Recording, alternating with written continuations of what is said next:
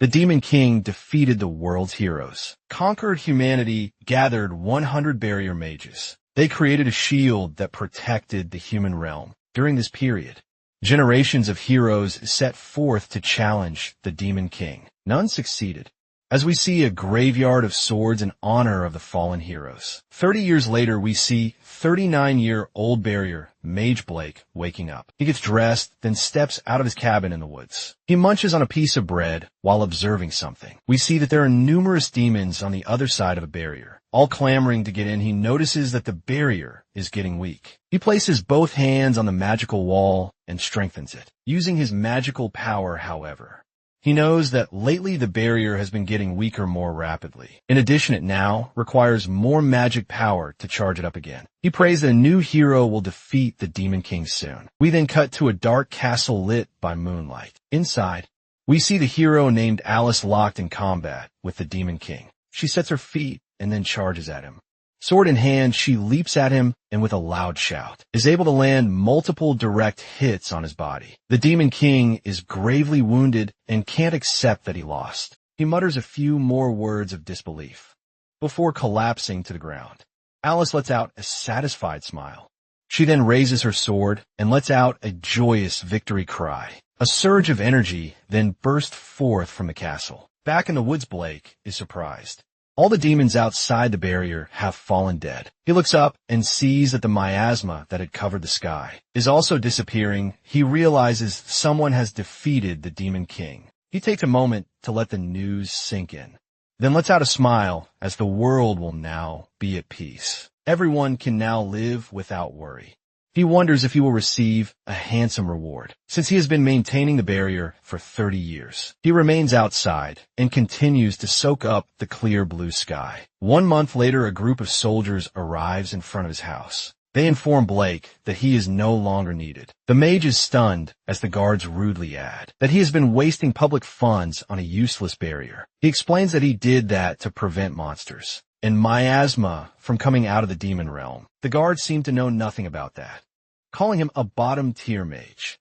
They kick him out, saying his home and land now belong to the country. Dejected Blake takes his belongings and walks away. He never could have guessed this would happen, and decides his only option is to head back to his childhood village. Later, he arrives at the Adventurers Guild in Hateno Village. Inside, there are a few coins on the counter. As Blake reacts, saying the reward is too small, the receptionist tells him not to complain, as he's a simple barrier mage. Blake is despondent as all his work seems to have gone unappreciated. The next day, he returns to the guild as he has no other job options. He begs the receptionist for work, saying he will do anything even if the pay is low. However, she replies that there are no offers for him, since no one requests barrier mages anymore. 2 other guild members jump in and mock him, saying he could do weddings or odd jobs, before leaving the guild an instant later. The door swings wide open again, and the royal knights enter and ask if there is a mage named Blake. Inside, the people wonder why such high-ranking guards are in such a rural area. Blake introduces himself. The head guard looks at him sternly, while the barrier mage is tense with anxiety. He then says that they are there on the hero Alice's orders, and want him to come with them to the royal capital. The other guild members can't believe it, as Blake and the guards head out. Outside, a lavish carriage is waiting, as the people in the guild wonder if Blake is truly who he says he is. They think about apologizing, but get worried they might be punished. The carriage sets off, and inside, Blake is comfortable, but feeling out of place. He wonders why he has been summoned, and remembers that he did help her one time. Perhaps she remembered. He arrives at the royal capital. He looks out the window and is overwhelmed by the size of the city. Before he knows it, he is being escorted down the palace hallway. He hears a voice that sounds happy that he came, and turns to see Alice greeting him warmly. She smiles and asks if he remembers that time he helped her in front of the demon realm. He bashfully says yes, and Alice is overjoyed to hear this. She says she got separated from her companions and believed that it would be her end. Blake replies that he didn't do much, and was just lucky that he happened to be in the area. Alice says her companions wanted to meet him too, but were all too busy with ceremonies and other matters. She then asks what he plans to do now, so he simply says he is not sure. This leads her to suggest that he join the Royal Magician Corps. This instantly earns the ire of Gunther, the Royal Magician 5th Division Vice Captain. He states that the Corps are the elite of the elite and are not a unit. Fit for a barrier, Mage Alice, however, counters that it was because of barrier mages that the barrier was maintained, and humanity remains safe from demon. Gunther doubts that, and says the monsters were just afraid of magicians, and hesitated to attack. Barriers only have enough power to slightly prevent miasma, and even that can be easily prevented with magic. Blake is hurt by these words, as 30 years ago they were still held in high esteem. He can't believe their evaluation has fallen this much. He closes his fist, anger starting to seep in. Gunther then adds that he is also an old man, and that this is a job for young people. Finally, he states that Blake has no skills either. Alice replies that it means the old man can join if he is skilled. Gunther smiles, saying yes, if Blake has the skills to beat him. They can't accept him unless he is ready for immediate action. Alice then asks Blake what he will do. The old man hesitates, but the young hero encourages him, saying she believes he can win. Blake decides to take the challenge. Later, he is face to face with Gunther in the courtyard and wonders how it all came to this. He tells Blake not to complain even if he dies, as he hurls the attack directly at the old barrier mage. The fireball strikes Blake, causing a big explosion. The mages cheer, believing the battle is over. Gunther likewise feels the fight has ended, as he continues to belittle the barrier mage. Blake, though, is completely unscathed and is even wondering if the exam has started. The magicians are stunned, as Gunther casts a spell, with the intention of burning the old mage into ashes. The vice captain is enraged and summons an even bigger ball of fire, and casts it at his opponent. Blake summons a barrier around him, which the fireball hits. Gunther is not satisfied and hurls even more attacks, determined to murder the old mage. A few of the spectators feel he is going too far, as they assume no one could survive the huge flames. However, inside the flames, Blake is still unharmed inside his shield. Furthermore, he is puzzled as to why the attacks are too weak. He wonders if Gunther is going easy on him. The vice captain finally stops and waits for the smoke to clear. His eyes go wide with disbelief, as Blake is still standing in front of him. Gunther can't understand what is happening, as the man in front of him is supposed to be a low-level barrier mage. He then states that all the defense is meaningless if one has no method of attacking. He then dares the old mage to go on the offensive. Gunther wonders what will happen when suddenly a small barrier hits, and smack in the face, the impact sends him crashing to the ground, and then skidding all the way to the wall behind him. The mages are stunned to see the vice captain get blown away. Gunther gets up and demands to know what kind of attack that was. Blake explains that he simply moved the barrier. Gunther replies that it doesn't make sense, since they are meant to be stationary. The old mage casually replies that, after 30 years of setting up barriers, he just kind of got the hang of it. He even wonders if it is a move he is allowed to use in a fight. The mages are starting to see that the vice captain is easily being overwhelmed.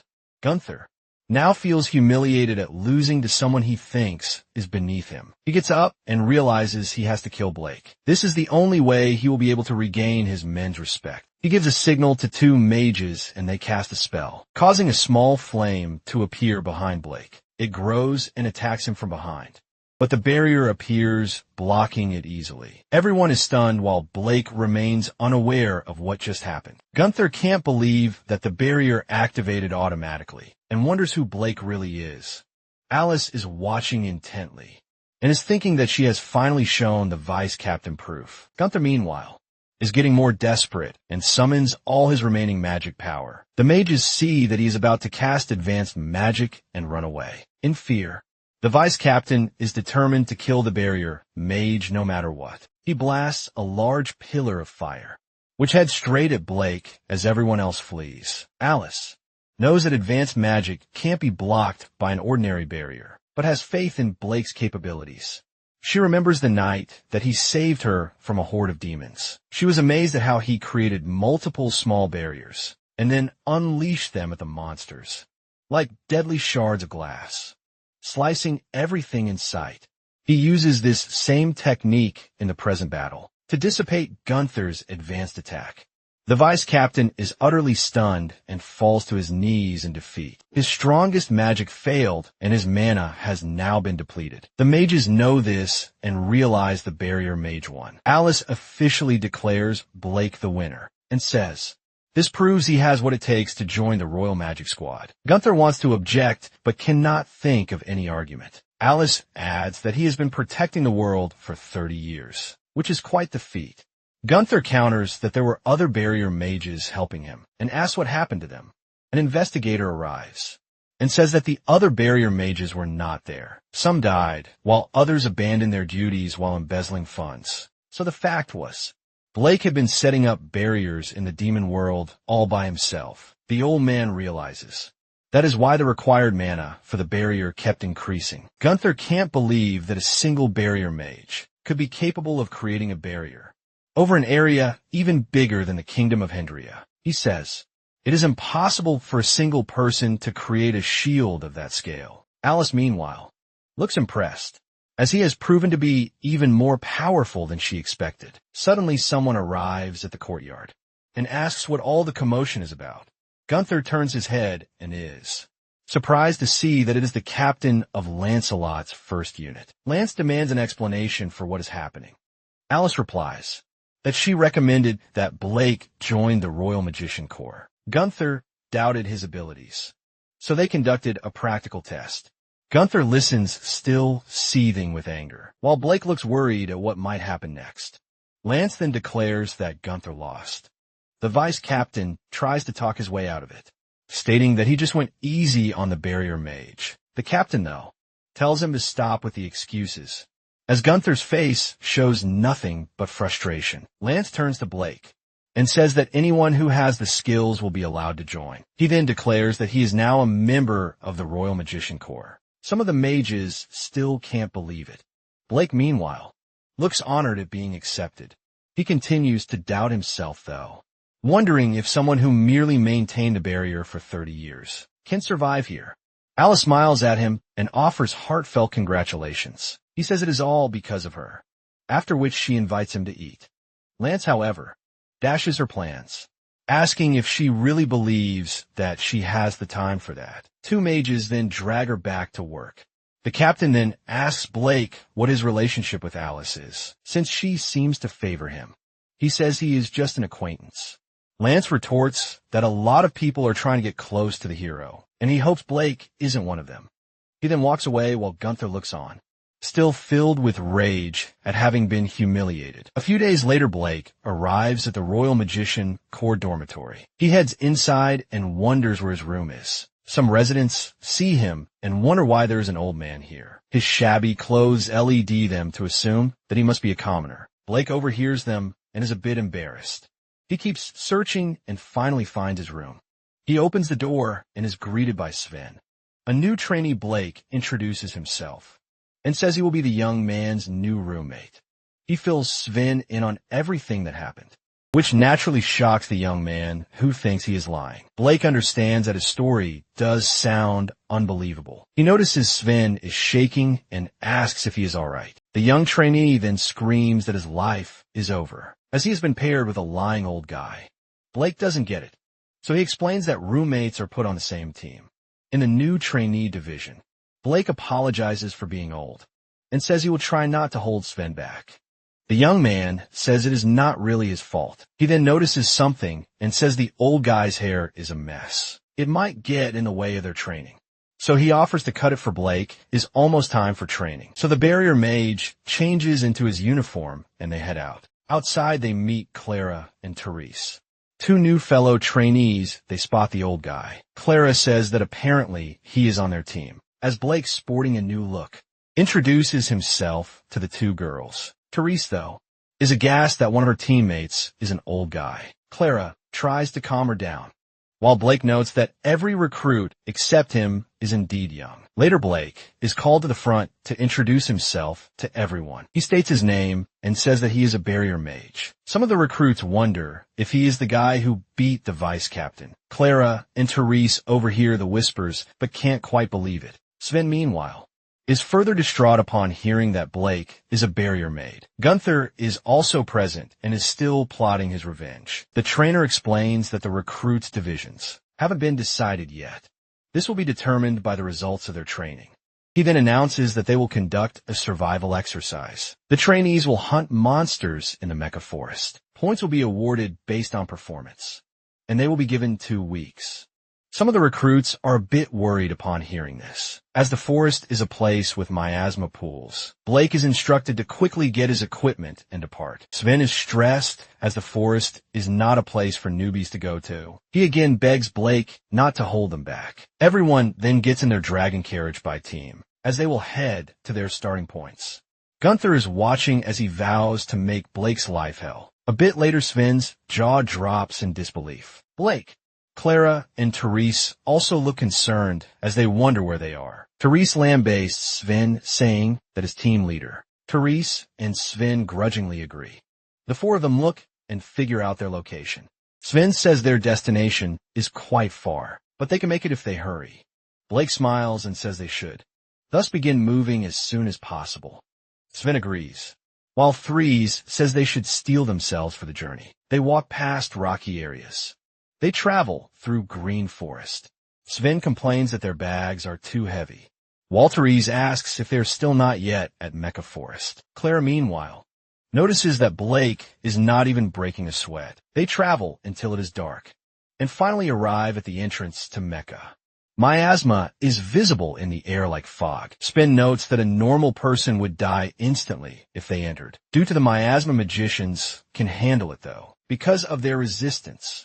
Therese confirms that their target is a level 2 Komodo dragon, and Sven says the location of its nest was written down. Blake asks what the level term means.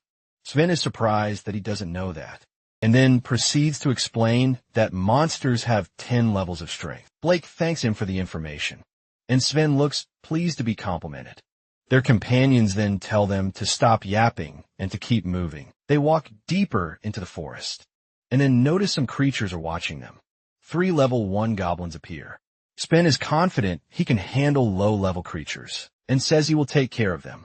He hits one monster with a blast of fire, but the other 2 move forward to attack him. Before they can reach him, they are struck down by Therese's magic, as she mocks him a bit for letting his guard down. Sven's pride is a bit hurt as he holds his arm. Clara sees that he is injured and uses healing magic on him. Meanwhile, Blake remains behind them. Not getting in the way, Sven says the old man could have helped, but Blake replies that Sven said he would do it alone. They keep on moving from above. Blake, though, falls down, causing Sven to stop in the plant to miss its target. The old mage apologizes, and we see he is actually casting a barrier on the ground. He then says he found a path when he fell, and suggests they go this way. They all turn around, while Blake's magic silently kills the carnivorous plant. Clara, though, turns around and seems to notice this. Later, Blake hears the sound of water coming from over there and leads them that way. We see that he actually directed them away from an area of the forest, teeming with monsters they camp for the night. And the 3 young recruits are soon fast asleep. A lion-like monster appears from behind the bushes and moves to bite Blake from behind. A barrier instantly appears between them, and the monster is forced to turn away. Sven is awakened by the noise and asks what that was, but Blake says it was nothing. Meanwhile, we see that something is watching the party from behind the bushes. The next morning, they resume their journey. Sven notes that they have barely encountered any monsters. Clara is even more suspicious of this fact and remembers the rumors about Blake defeating the vice captain. Therese says they should be happy, since they're already tired from traveling.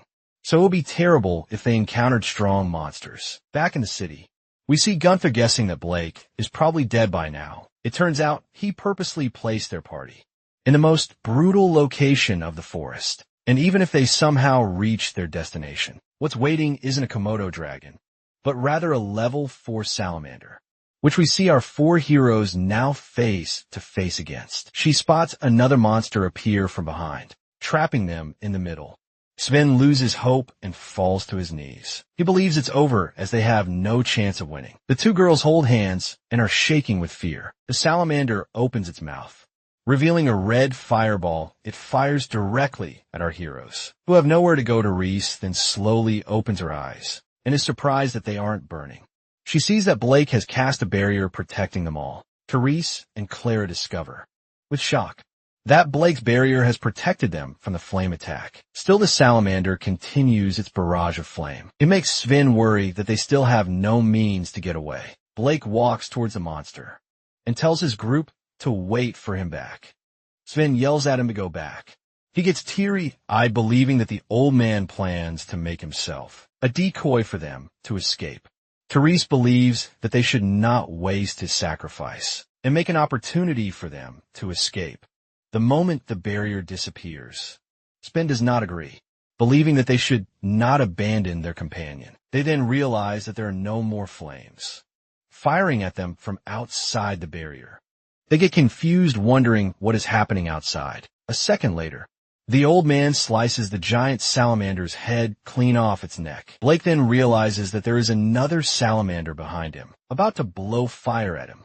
He jumps away from the attack and uses a barrier as a platform to float in the air. He then uses multiple barrier platforms to get closer and closer to the monster.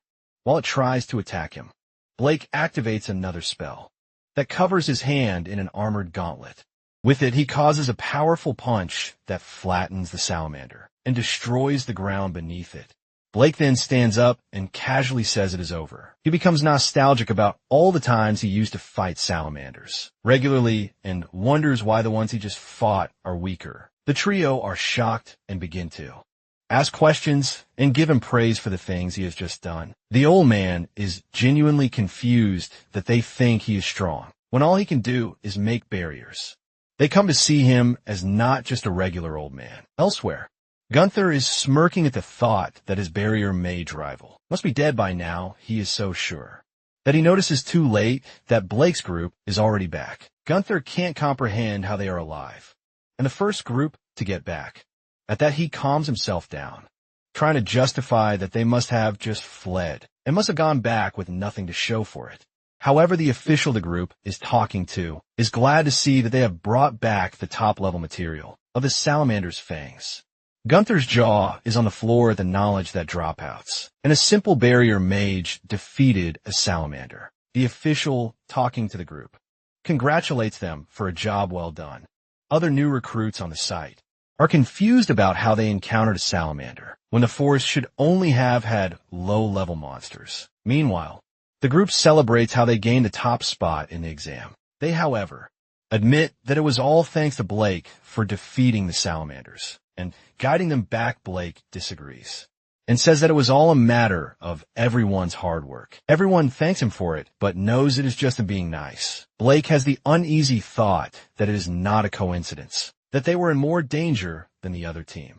Meanwhile, Gunther is watching the group, talking happily with each other with fuming rage. A few days later, the new recruits are instructed to split up into their teams again. Blake's team decides that they should go to the second training ground. As they walk there, Gunther is secretly observing them with a smile. At the second training ground, Sven challenges Blake to a sparring match before they begin. Gunther interferes, claiming he came to them to instruct them. Sven and Therese go into a whispering session with one another on why the vice captain is even bothering with the new recruits. Gunther stops their talking and orders them to gather. The ice captain then tells Blake that his instructions are not for him, and that all he needs to do is watch the others. After a while, the trio was seen looking hurt and exhausted. The vice captain smirks as he asks them why they are not taking their battle with him seriously. Blake wants to interfere, but Gunther orders him not to move. Blake looks furious, but it is the exact face the bully wants to see from him. Gunther then continues to focus on the trio, and then shoots them with a powerful fire blast. After the blast, Gunther faces Blake and sarcastically tells him that he must have come on a little strong at them. He pleads to the barrier mage not to misunderstand, as he was simply trying to guide his friends. The smoke clears to reveal that the trio are unharmed. Gunther is shocked to see them okay. The trio realizes that their old man protected them with a barrier. Gunther is suspicious that Blake did something, but does not know how to tell. The other recruits come to see how Team F is all beaten up and wonder why Gunther justifies that he was simply instructing them, but that they were too weak to keep up. Sven and Therese are pissed off that the man is making excuses for his bullying. The trio stands tall again, determined to win their battle together against the vice captain. The trio then tells the vice captain that they can still keep going and start a cheer for them. Seeing people rooting for Team F makes Gunther feel uncomfortable. Meanwhile, Clara has healed her companions to prepare for their attack. Gunther blasts them with flame magic again. Despite the explosion, the trio came out unharmed. Gunther realizes that their bodies are covered up with a barrier. Sven and Therese then counter with their own energy blasts. Hitting the vice captain, this only angers Gunther even more. He looks so angry that the trio gets intimidated. Finally, Blake steps in to shield his friends from him. One of the instructors then appears, asking what Gunther is doing. The vice captain says that he was simply guiding them, but the instructor does not buy into his lies. He accuses the man of holding a grudge against Blake and harassing Team F for it. He declares that Gunther is relieved of his duties and will be demoted. Internally, Gunther is boiling. He sees that this is all Blake's fault. Team F talks about how Gunther got what he deserved. They come to realize that even their first exercise was his doing. Sven tells him it is not his fault. The team then starts asking why the old man is so strong. Blake is about to answer, but a woman comes into the room, requesting that Blake come with her under the orders of Lady Ida. She's so much in a hurry that she drags Blake with her in an instant. The trio knows EDA as a mage in the hero's party, and it makes them all the more curious about who the old man is. Blake is sent to the Magic Research Institute in the Hendria Kingdom. Their EDA, the 13-year-old master mage, greets and Blake in return greets her back and pats her head. The woman apprentice stops Blake from doing so, citing that it is an insult for him to treat her like a child when she is a once-in-a-lifetime magician. Blake apologizes, but EDA says she did not mind it. EDA goes straight to the point and asks that she borrow Blake's power to capture monsters. She warns that capturing monsters would be difficult and that ordinary cages would not be enough for them. She goes on to say that capturing monsters would go a long way in the research of how to counter their miasma. Blake thinks about how EDA is doing this for the people who can't enter the demo realm because of its high concentration of miasma. Ed asks him if he can capture level 5 monsters or higher. With his power, the other researchers believe their lady. Blake answers that he believes he can do it, making the head apprentice feel insulted. She believes that he is making an outrageous claim just because he is in front of EDA. She deems that he is a liar. EDA says that she had already decided on Blake's participation and would not tolerate any objections. This leads to the researchers bowing their heads and apologizing. The head apprentice researcher is not calm, as she believes that Blake must have some leverage over her lady. Secretly, she thinks it is her duty to protect EDA from him. Blake can sense the tension in him that he feels chills. EDA announces that they are headed to the abandoned bourbon mine. The researchers travel with their dragons, as if they were horses and with a chariot to carry their equipment. EDA and Blake are traveling side by side, reminiscing about the past. Seeing them getting along so well makes the head apprentice angry. EDA remembers how Blake saved the hero's party in the Forest of Death. Blake remembers that he was hunting near the demon realm at the time and found Alice and the other by chance. He remembers finding EDA weakened on the ground. EDA recalls how the forest magic separated the hero's party and how they would have died if Blake had not found them. She thanks him for it, but the man insists he did not do anything special. They then encounter half a dozen children running while playing with one another. Blake asks EDA if she used to play like them too. She insists that as a natural-born genius magician, she has no time for useless things like playing. Still, the girl's eyes focused on the happy children playing. A few days later, the gang arrives at the abandoned Berber mine, where the cave entrance is covered with a thick mist of miasma. EDA asks Blake if it is possible for him to create a barrier around them so they can move around. He says he can, but the head apprentice thinks he is lying again. Blake materializes a blue light barrier around his body and then enters the miasma like it is just a walk in the park. The researchers think he is already dead. They are then surprised to see Blake return unharmed and asking them to go with him. EDA tells the gang to follow him. They enter the mines, all unable to believe that the barriers around them are holding. The head apprentice insists that this is nothing impressive, as barriers are designed to block miasma. Ida talks about how the miasma must be caused by a monster somewhere. They review that cursed objects created by humans create negative entities that generate miasma, and that monsters are sometimes birthed from a large amount of this miasma. Monsters then create other monsters, which in turn intensifies the miasma. That creates more monsters. The Demon King produces great miasma himself. Eder recalls how defeating the Demon King meant that half of the monsters in the demon realm also disappeared. But not all monsters vanish. She believes that if they understand more about the principle. As she walks, she steps on a rock, making her trip. This leads Blake to catch her fall. He asks if she is okay and volunteers to carry her if she wants. This insults the researchers, who believe that he is disrespecting the great mage. EDA says she is fine and would just rather continue on with their walk. They head to a large room where the miasma is thicker. There they are met with a minotaur. The researchers get scared knowing that this is a level 5 monster. Blake volunteers to capture it, but the head apprentice says he should just stand back while they take care of it. The researchers blast it with their earth-based magic. EDA thinks they need Blake to capture it, but the researchers think that she should be the one who captures it. They all plead with their mistress to fight it, believing that she is the only one who can, in front of the giant minotaur. EDA looks so tiny Blake can tell that there is something off about EDA. Meanwhile, EDA readies her magic staff. The beast yells loudly in her face and then readies its weapon at her. A barrier suddenly appears to shield her from its attack. A giant barrier then appears around the monster. The researcher sees that it is Blake's doing. The head apprentice insists that he does not interfere with Ida's battle. EDA tells her that they have brought him exactly for this purpose. She makes them see that the minotaur is now sleeping within the barrier, because the magic also erased the miasma within it. EDA herself knows that her magic could not have achieved this. She feels like she could have done more.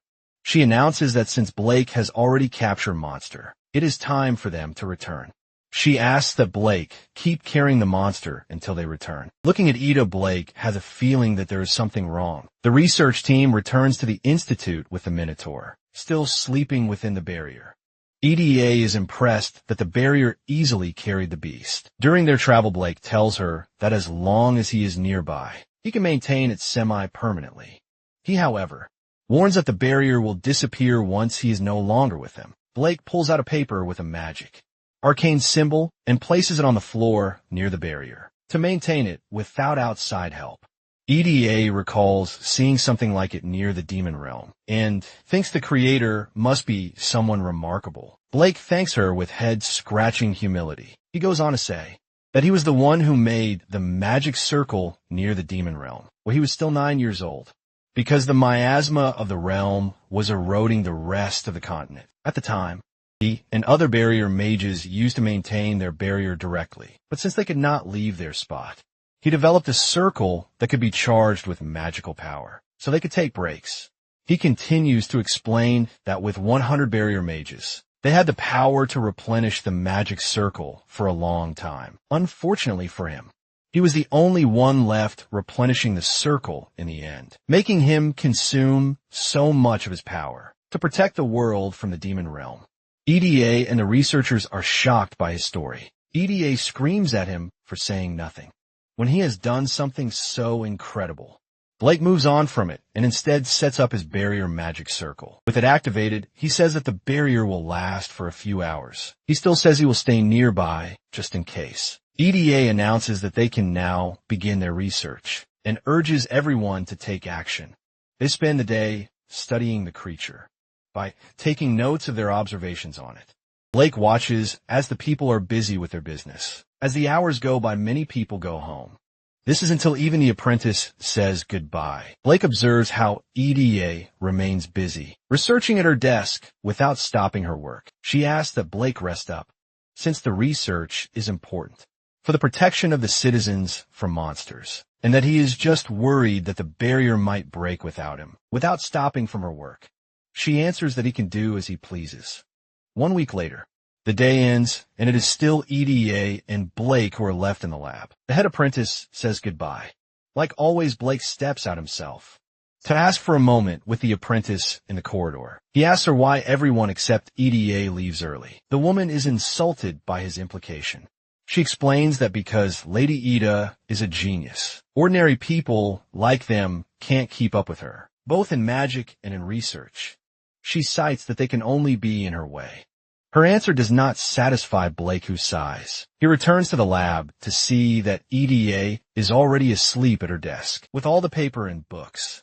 He approaches her and covers her up with a blanket. A few days later, EDA announces that everyone can take a break because it is lunchtime. The others chat while they go to the door. But EDA stays behind at her desk with her loaf of bread. Blake asks her why she is not taking a break. She asks that he not worry about her and instead take a break himself. At the cafeteria, the researchers are enjoying their meals and chatting at their tables. They talk about how they admire EDA for continuously doing her research, nonstop, and how they can never compare to her. They declare that she is a treasure of the Hendria kingdom, who should always be followed. Blake intervenes and tells them that this should not be the case. This insults the researchers, who stand up from their seats to ask what he means. Blake tells them that adults like them should not leave everything to a child. The head apprentice gets angry that he is still treating her as a child when he is a genius magician. The other agrees, insisting that EDA is more mature than her age implies. Blake questions why they think this. He shares how he saw EDA being envious of other children who were allowed to play their age. He also recalls how scared she looked when she was asked to face the Minotaur, making him sad. He believes that she must just be acting the way adults expect of her. He asks if they ever had an honest conversation with EDA to understand her feelings. His words silence everyone, who now realizes he might have a point. They then realize that EDA is already behind them. The researchers lead without maintaining eye contact with her. Blake tries to talk to her, but she walks away later at night. Blake is in his room in deep thought. There is a knock on the door. It opens to reveal that it is EDA in her sleeping gown. She asks if she come in. EDA stays seated at the bed while Blake prepares tea for her. He gives her the hot tea and then covers her body up with her coat. Since it is cold, the girl is both surprised and thankful. She tastes the tea and it makes her feel all warm inside. EDA apologizes for what happened, but Blake says it is he who stuck his nose where it did not belong. EDA admits that she was full of enthusiasm when she started at the Institute, but they later called her a genius, until they started doing the bare minimum of work. She shares that people always keep changing, because they have been around her all her life. She tells him about how she was born to ordinary parents, in a small village with no blood of nobility. Just after birth, she learned language immediately. One day, if she read a magic book that her parents happened to have, it was not long before her parents saw that she could do magic. Despite being a toddler, they raised her up and called her a genius. Since then, they have given her every possible form of magic education. She was expected to act like an adult, so she was isolated from other children who were free to play. When she was 6, she was already pressured into battling monsters. Aside from taking up research, she defeated one only in desperation, to live up to the expectations of his parents and the adults around her. She kept in her mind that she always needs to try her hardest for everyone. EDA is tingling in fear as she tells her tale. Blake asks her if she is afraid of monsters. She is shocked that he has noticed this. Blake reveals that he realized this when he saved her before, and when she was facing the Minotaur. He recalls how it was clear as day to him that she had frozen in fear. EDA can no longer deny it, and admits that she is scared of facing monsters. She remembers how the front-liners of the hero's party were those usually responsible for fighting monsters, and that she always managed to contain her fear. Deep down, she is terrified every time they encounter one. Blake admits that he is scared to fight monsters too, and that he usually just suppresses his fear of them. He shares that the only reason he fights them is because it was necessary for him to do it all his life, but that he never really got in the way of the fear. EDA shares that she wants to be able to contain her fear too. He thinks that she does not need to do this. EDA suddenly screams out that everyone expects her to be strong. She feels the weight of being abandoned if she is not strong enough. She imagines her parents and the villagers of her home telling her that she is worthless without her genius talent. She imagines adults realizing one day that she is not worth following. She covers her ears at the thought, as she pleads with the imaginary adults not to abandon her. Blake then puts her hand over her head and tells her it is okay, because he will never abandon her.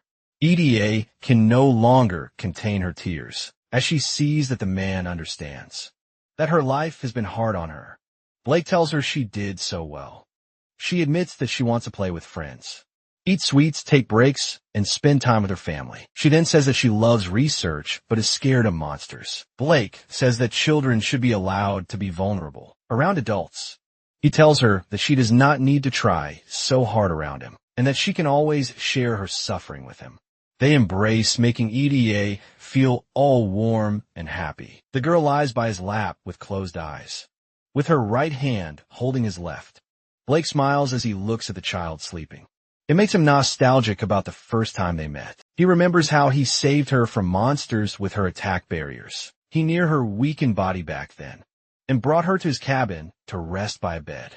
He saw how she was crying in her sleep, and was searching for a hand to hold her back. He held his hand, comforting her in her sleep. Now he holds her hand again, while the girl sleeps peacefully on his lap. She talks in her sleep, pleading that Blake never leave him. He answers that he is not going anywhere.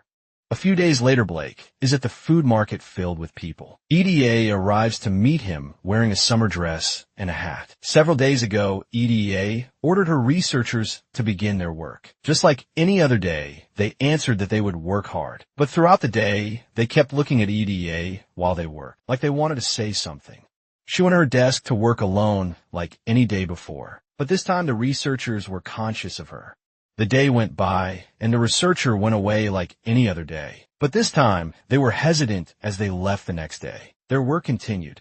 It continues the day after that, and then the day after that again. After a hard day of work, EDA closed her book, approached Blake, and then hugged him. She complained to him about how she was tired of working all the time. Like a child would, the guy patted her on the head to ease her pain. The girl looked so secure from his touch. He asked for more pats and hugs. Blake saw how the kid was under a lot of pressure, and he hoped he could do more for her. He asked if she wants to have a day off tomorrow. She told him that she wants to go out with him at present day. The two meet up at the food street. EDA marvels at how many people there are. She admits that this is the first time she has gone out since arriving in the royal capital. Blake grabs her hand and drags her with him to enjoy her first time out. Hearing him say that puts a smile on the little girl's face. Seeing her enjoy herself makes Blake smile. By sundown, EDA waves cheerfully to say goodbye to her new friends her age. She walks with Blake with a big smile on her face. Later she sees a jewelry stand that catches her eye. Blake sees this and goes to the stand. The girl is looking at one necklace in particular. Blake notices and so asks the seller how much he needs to pay for it. EDA is hesitant, but he assures her that he wants to give it as a gift to her. He pays for it, so the seller gives it to EDA. The little girl cheers for her new jewelry. Then she puts it on her chest to embrace it. The seller thinks that they are such a cute father and daughter together. The two look at each other and laugh about it. They walk home holding hands with big smiles. 1 week later, EDA apologizes to her co-worker for not being able to find any answers. Encountering the miasma, she says, her only sense of achievement is that she now appreciates how useful barrier techniques are in completely blocking and purifying miasma, and now wants to focus the research on barriers. She asks Blake if he would cooperate with them again, and he agrees to do it.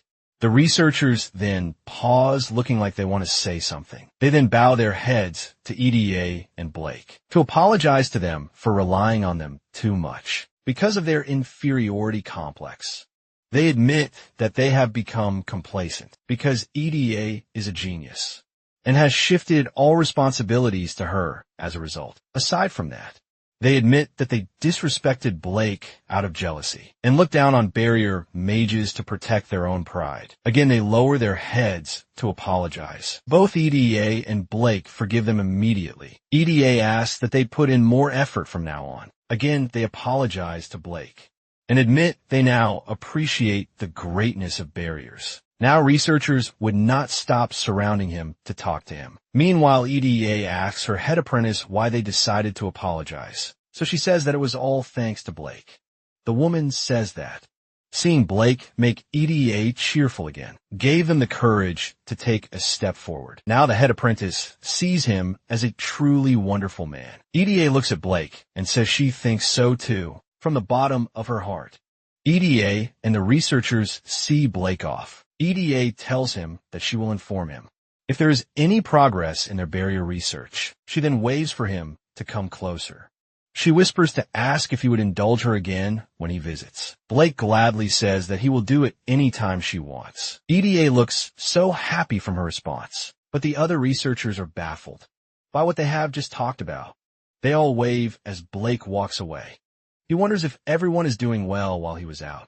The moment he returns, Sven, Therese and Clara all scream at him for being away for so long. And worrying them, Blake tells them all about his adventure. They all think that he must be such an impressive person to be invited to the Magic Research Institute, to know 2 people from the hero's party, while also having amazing barrier magic to boot. They all wonder who on earth the old man they are friends with is. Blake asks them how things were while he was gone. This makes Zen smile, as he wants to impress him with how strong he has gotten. The next day, they all head to the training grounds, where the 3 show off their magic to destroy some target practice props. After a few seconds of non-stop magic, the targets all explode. The trio is exhausted by their constant use of magic, and so are disappointed by their lack of progress. The other new recruits make fun of them for being so weak, and remind them that they are dropouts. Therese thinks they just need to take whatever trash talk goes their way. Sven is not satisfied and insists that they need to get better. He walks away frustrated, making Teresa also frustrated, that he thinks she does not have the same resolve as he does. Later on, Sven heads to Blake's room, begging for the old man to teach him magic.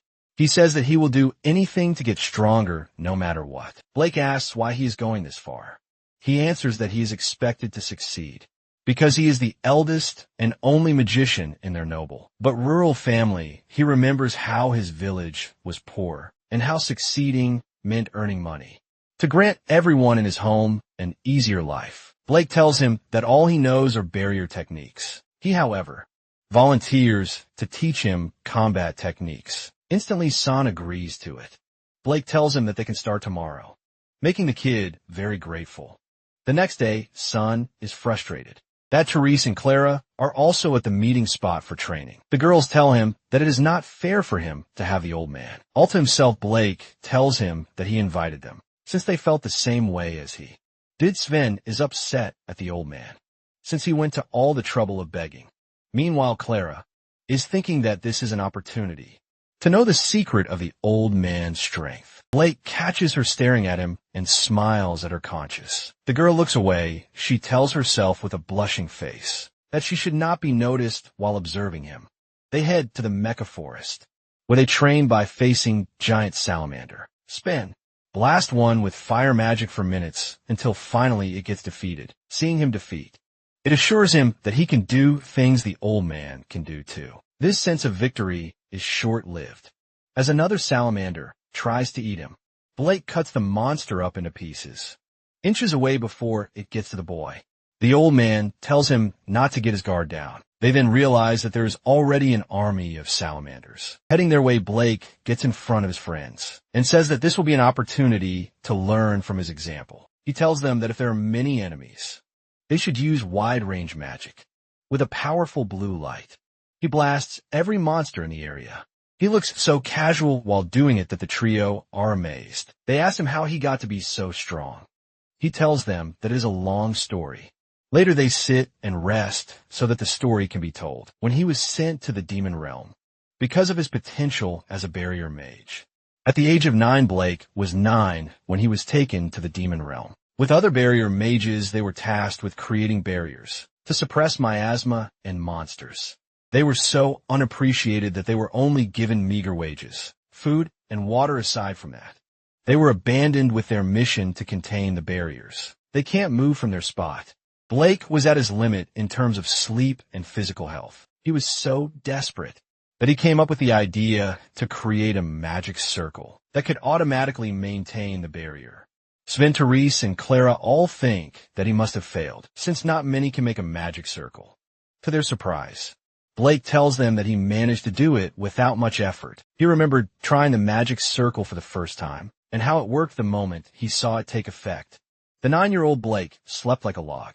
A few days later, Blake gave all his money to a merchant who happened to pass by, so that he could relay the method for crafting the magic circle to the other barrier mages to fix the problem of food and shelter. Blake decided he needed to hunt in the forest. He was so scared of the monsters that he quickly ran back. Rations were sent to them every few months, but after a while, even those stopped coming. With no choice left, Blake went into the forest again to hunt. He got scared facing many creatures in the forest. In the end, he managed to gather only a handful of mushrooms and herbs. Aside from that, he needed to always purify the food because of the dense miasma. Since his barrier magic was ineffective against the monsters, he became desperate to get stronger. He researched barriers until he succeeded in making barriers strong enough to contain monsters. In a short term, thanks to this, it got easier for him to gather food in the forest. 3 years later, Blake was 12 and was already used to hunting in the forest. A giant serpent attacked him, but he did not even need to look at it to contain it with a barrier. He tells the trio that his barrier became refined enough that they were able to contain monsters. For several minutes, he was free to regularly gather a bag full of vegetables and mushrooms he found in the woods. Despite knowing how much he had become stronger, he still felt back then that he was not strong enough to defeat monsters. To counter this, he tried to figure out how to develop barriers that could move. Eventually, he could create moving barriers to use against salamander monsters. At the age of 15, he dubbed it his offensive barrier techniques. The first time he defeated a salamander was also the first time he ate meat again. At present, a giant shadow casts around Blake, Therese, Sven, and Clara. A salamander is right behind Blake and is about to attack them with its fire breath without even looking at it. Blake protects them with his barrier.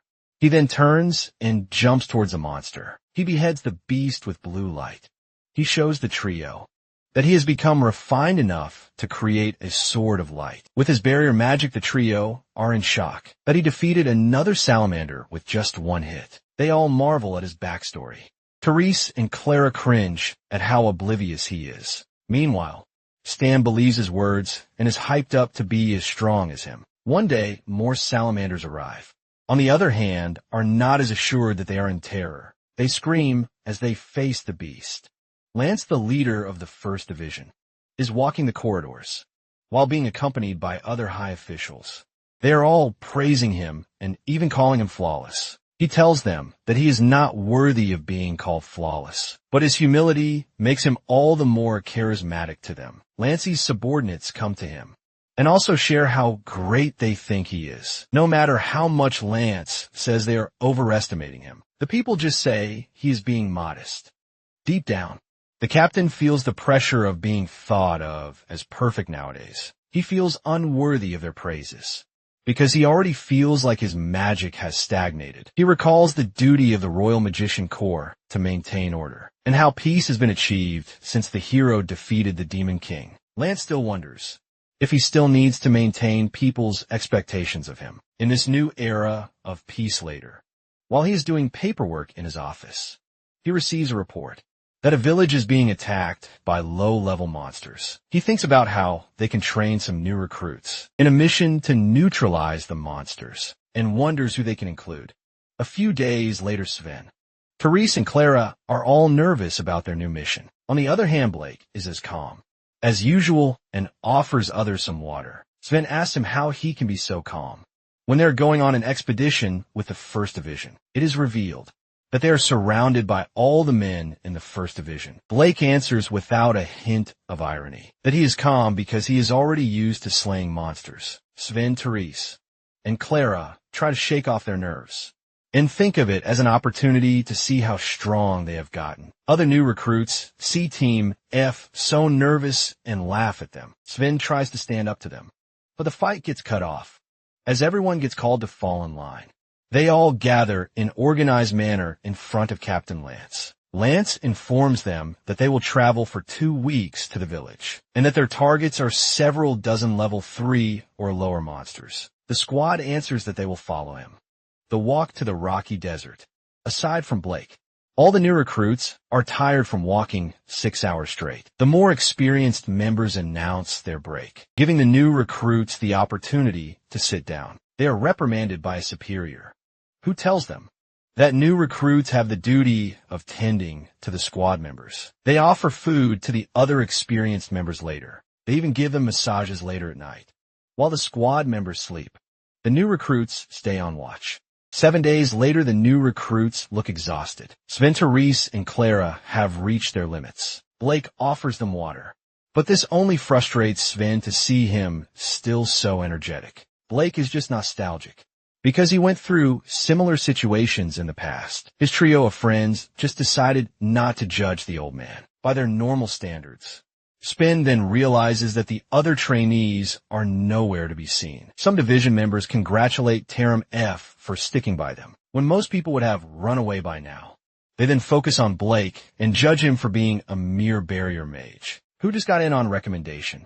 The trio defends the old man by telling them that they have no idea how strong he is. This leads the seniors to get angry at them and threaten them with violence. Lance sees the bullying and asks, "What is going on?" This leads the seniors to excuse themselves and walk away. Lance looks at Blake carefully, seeing that he does not look like someone who can easily beat Gunther. Lance talks to the chief. He tells them that they know where the monsters are hiding and pleads with them to defeat them. Lance thinks about his request carefully. He then goes to his squads to tell them that he knows that the chief is lying, seeing that some of the houses are already destroyed and that there are no women around. He knows that the village has already been threatened by monsters. Everyone praises him for his deductive skills. Lance also deduces that the monsters will attack them while they sleep, and that they should ambush them. By then, no one has any objections, all praising him for his perfect plan. Lance is just about to settle it, but out of nowhere Blake raises his hand to say something. The other First Division members yell at Blake for daring to question their perfect Captain Lancey's plan. Lance tells them to calm down and asks Blake what his opinion is. Blake says that he does not see how they can save the hostages with their current strategy, and thinks a more offensive approach is preferable. Lance questions this, since they don't even know where the enemy is located. The others think it's a stupid plan, since there is no way to locate the enemy in such a short time. Blake says it will be no problem, as long as they use his detection barrier technique. He explains that it is a barrier technique that detects targets within a certain range. He elaborates that he can transform his barrier into particle form and grasp the shape and movement of objects it touches. Blake closes his eyes to concentrate on his detection barrier technique. Without looking behind him, he accurately describes that there is a person yawning, while another is drinking water behind him. They accuse the people behind Blake of being in cahoots with him. Lance decides that he will assign Blake's squad to locate the monster's lair and rescue the hostages. The others are reluctant, but their captain justifies that it is better to assign the new recruits a task than to stay in a fight they can't handle anyway. Later that night, Blake, even if they're just rookies, the girls, on the other hand, think that he just gave them the mission to get them out of his way. Blake tells them that to use his detection barrier, they need to move around. It leads to Reese and Spen to call him amazing for his detection skills. Meanwhile, Clara is behind them, silently observing how amazed she is at the old man. She does not understand why her heart is always racing when she's near him back at the village. Meanwhile, Lance is sleeping in his own private room in one of the village houses. They try to stab him only for them to be blasted away by his magic. He deems the enemy to underestimate them If they only sent level 3 lizard men outside, the men are already battling with many of the lizard men invading. They find the enemy so easy that it is not even a challenge to them. The men then hear something ominous coming. They look around to see that an army of level 4 orcs has come. This time they are overwhelmed by even just one orc with a club. Fire suddenly engulfs the goblins. It is revealed that Lance has shown up to rescue them. The men thank him, but get terrified to see that there is a level 6 orc lord behind Lance. They worry, but still they have confidence that their captain, whom they deemed to be invincible, can face it. Lance jumps high into the sky, ready with one spell of ice in the right hand and a spell of fire in the other. He combines both spells as a powerful energy blast that heads towards the monsters.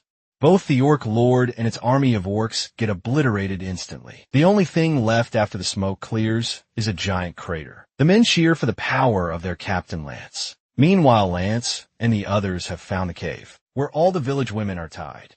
Up they untie their restraints, and leaves the untying to his companions, while he runs off back at the village. Lance faces the gigantic monster Barasa, and with his speech about how he is powerful, he has shown himself more intelligent than any monster before. The other division members can sense that he is so strong that he might even be at level 8.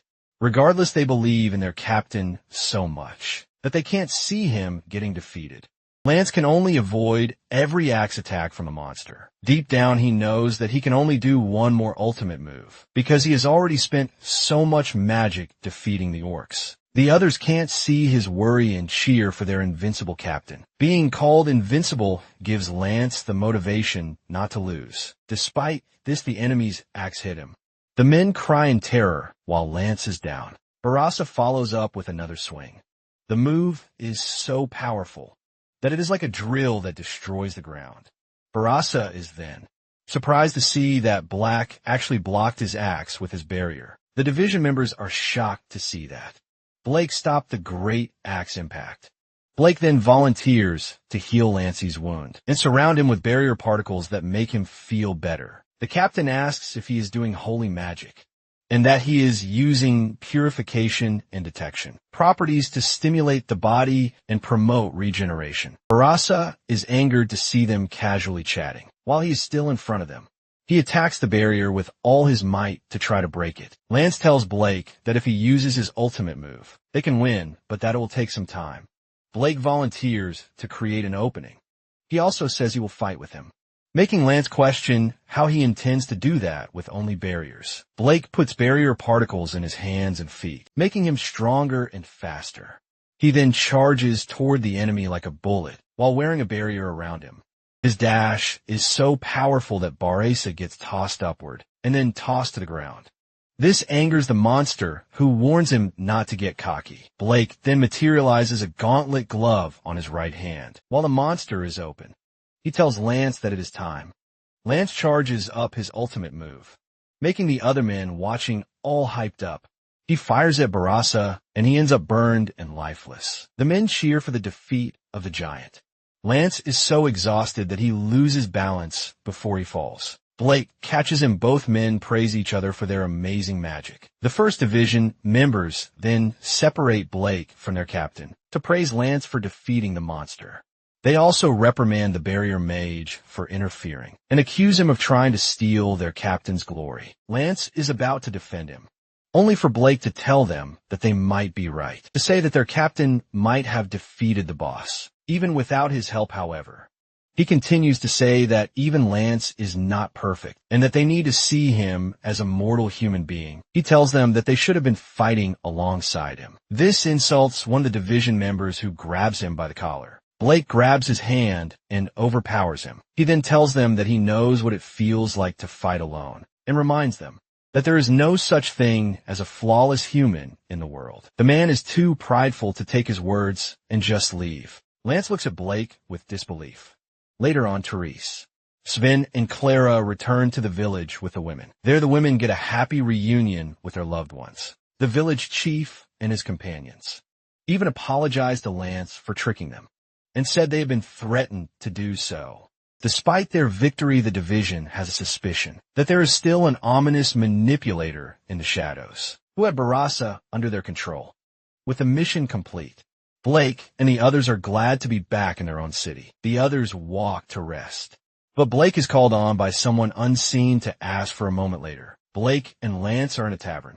Lance apologizes for inviting him so late, but Blake appreciates it, since it is the first time anyone has invited him for a drink. Lance says this is the first time inviting someone for a drink too. They both agree that they can call each other by their first names. Now that they are off duty, they make a toast to celebrate that they are both imperfect people. All night, they talk and cheer. Lance looks happier than he has ever been before. Blake is walking around town on his day off. He is so glad to have the time that he thanks Alice for giving him the life he has now. Just as he thinks about how he can thank her, a mysterious person wearing a hood bumps into him. He tries to apologize, but the person is too busy looking to see if the people behind them are closed. They then grab Blake by the wrist and drag him along, while they run away later at night. He arrives at the spot they were in, frustrated that they did not find the hooded person. Meanwhile, Blake and the hooded person are in a nearby alley, waiting for the nights to go away. They apologize to Blake for dragging him into their problem. Blake guesses right that she is actually Alice. She cheerfully greets him and reveals that she has heard about his recent achievement. Blake asks her why she was being chased. Alice looks so smug as she admits that she has run away from work. She shares that she has been forced to participate in the Demon King's defeat celebration, which means meeting with hundreds of important people and mountains of paperwork. She feels jealous of EDA and the other members of the Heroes Party, since their work for the event is not nearly as much as hers. She does not care anymore what happens and runs away. Blake senses that she needs a change of pace, and so invites her to hang out together. He says that it is his way to thank her properly for all the things she has done for him. The girl blushes and then cheerfully agrees to it. They head to a beautiful spot by the woods. That, Alice says, is her favorite spot to be alone sometimes. Now that they are alone, Alice pulls out the lunch boxes she made for them. He asks why she automatically made 2 boxes, but Alice does not want to talk about it, and just encourages him to eat without thinking about it. Lee takes a bite and finds it delicious. Alice gets conscious, since she thinks it is weird that she is good at domestic work, like cooking when she is the hero. Blake tells her that it is not weird at all. She shares that before she became a hero, she was just a village girl living in a rundown village. She remembers that she was very good at housework, including cooking one day. She received the blessing of the goddess Altria. From that day on, her destiny changed to that of a hero. She remembers undergoing harsh training for her duty to defeat the Demon King.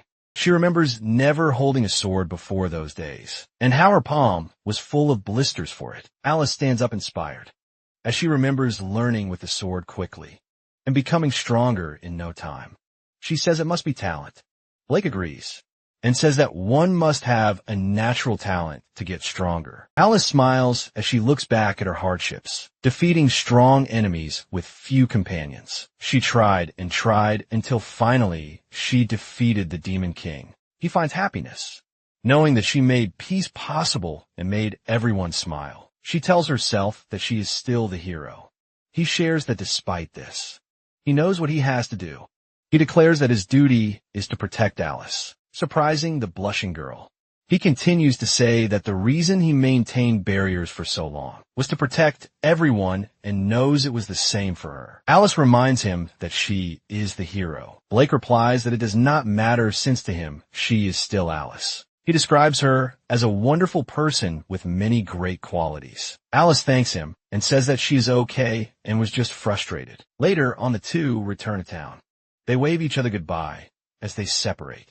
Unbeknownst to Blake, a hooded figure is observing him. It is revealed to be Gunther, who keeps thinking that the barrier mage should die.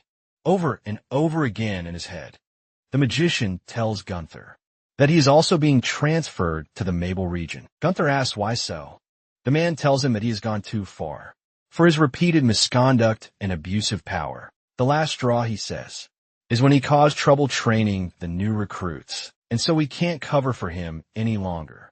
Gunther insists that he is a high-ranking nobleman and an excellent magician. The man answers that this does not matter anymore, and that he is cutting ties with him.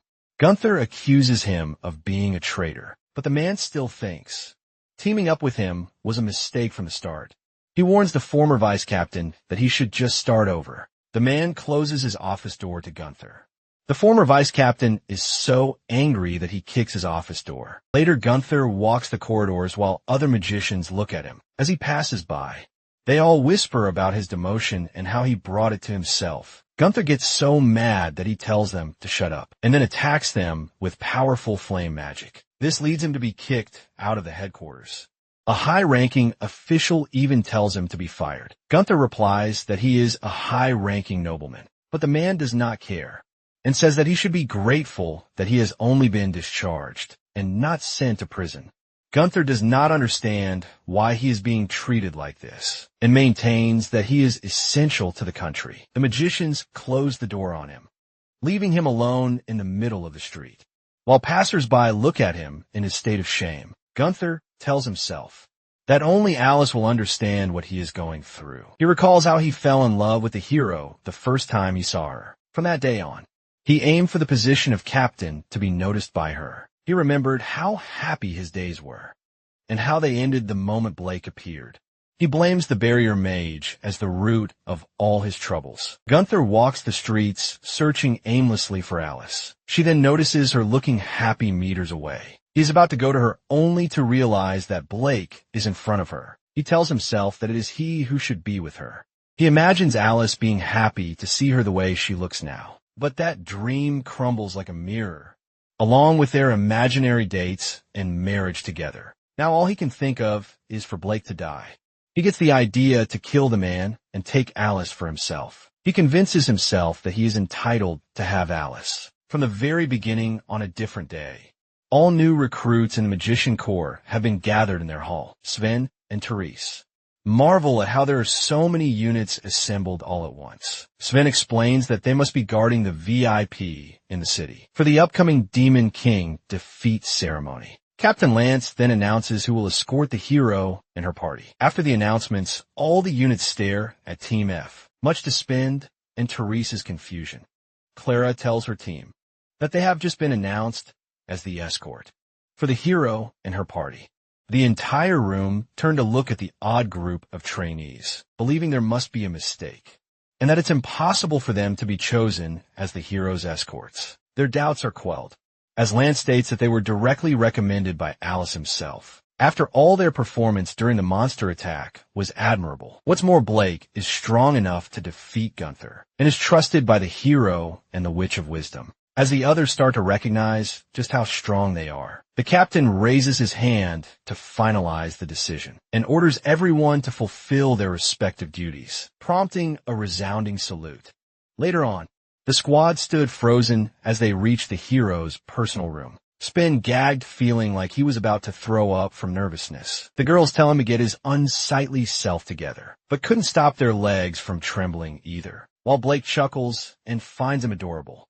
They take a deep breath, readying themselves for what's to come, having no choice but to go inside anyway. They excuse themselves and pull the door open. Inside, they're brightly greeted by EDA and Alice, who were looking forward to their arrival. The three young ones are stunned, unable to believe that it's really them, and surprised by how they looked like deities far beyond their reach. Apologizing for taking too long, they return the light-hearted mood, and note the great job they did during the monster outbreak. The interaction finally makes the three accept that their older member is close, with the two ladies moving on. The trainees sit across their new bosses, who have their respective squads behind them. Seeing the three children so tense, they're told to relax for now, as they won't be harmed in any way. Both ladies seem kind enough, but the vanguard group behind them looks so terrifyingly capable, as the only calm one in the group. Blake breaks the tension by noting their recommendation. After all, they know his abilities well enough, and even the members of the Magic Institute feel reassured to have him there, seeing how he's earned their acknowledgement. The three can't help but see him differently. They were aware of how great the old man was, but they never imagined that it would be to this extent. The barrier mage sat calmly, obliviously commanding respect throughout the room. Just then, the captain of the vanguard approached the hero, offering a suggestion. While they don't deny Blake's capabilities, The strength of the other three is questionable. They look like novice magicians who lack the air of strength, given the seriousness of the task. He proposes that they be replaced with experienced mages. The trainees lower their heads, unable to deny his words and believing they might not be of any use. That said, their reliable member's gaze gives them the encouragement they need. To their surprise, Clara takes a stand and asks that they be allowed to accept this task. She influences the others who now back her up, saying they don't even know what they're capable of.